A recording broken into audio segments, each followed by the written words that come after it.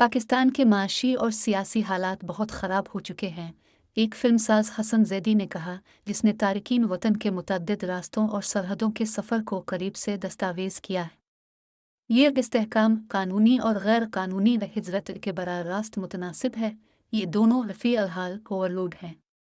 Canada के सफारत खाने के पास वक्त नहीं है, यूरोपीय सफारत खानों के पास वक्त नहीं है। अमरीकी सफारत खाने में मुलाकात का वक्त मिलना बहुत मुश्किल है। हर कोई बाहर निकलना चाहता है। इंटरनेशनल ऑर्गेनाइजेशन फॉर माइग्रेशन के डिस्प्लेसमेंट ट्रैकिंग मैट्रिक्स के मुताबिक सिर्फ इस साल 4,05,065 तारकीन वतन पाकिस्तान से ज़मीनी और समंदरी रास्ते से यूरोप पहुँचे हैं। FIA के मुताबिक गुज़िश्ता 5 सालों के दौरान यूरोप भर के ममालिक से 2,73,331 पाकिस्तानियों को डिपोर्ट किया गया। मिलिट्री इस्टेब्लिशमेंट के ज़रिया सियासी इंजीनियरिंग। पाकिस्तान अपने 75 साला वजूद के 35 साल से ज़ायद अरसे तक फ़ौजी आमिरियत में रहा। यहाँ तक कि मुंतखब हुकूमतों के दौर में भी पाकिस्तान की फ़ौज ने हुकूमती मामलात में मुसलसल मुदाखलत की।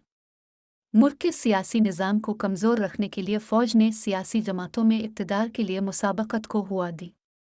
एक पार्टी को दूसरी पार्टी के ख़िलाफ़ खड़ा करते हुए उसने नतीजे में पैदा होने वाली इंतशार को जमहूरियत की नागुज़ीर कीमत के तौर पर पेश किया।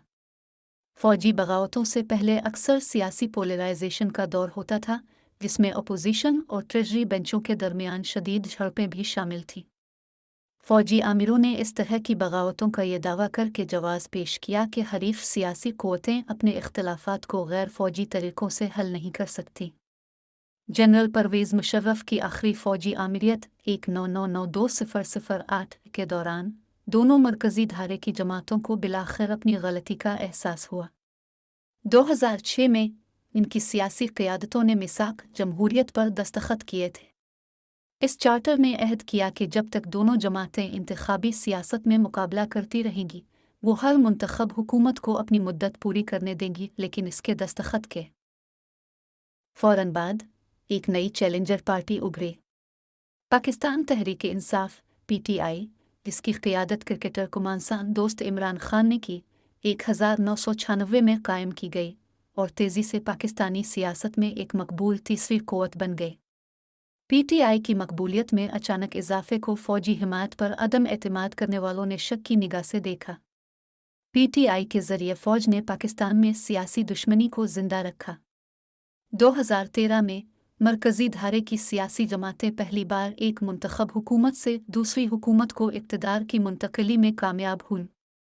इंतख़ाबात में PTI की 2018 की कामयाबी के बाद तमाम चार्टर ऑफ पेस पर दस्तखत करने वाले मुखालफत में उठ खड़े हुए।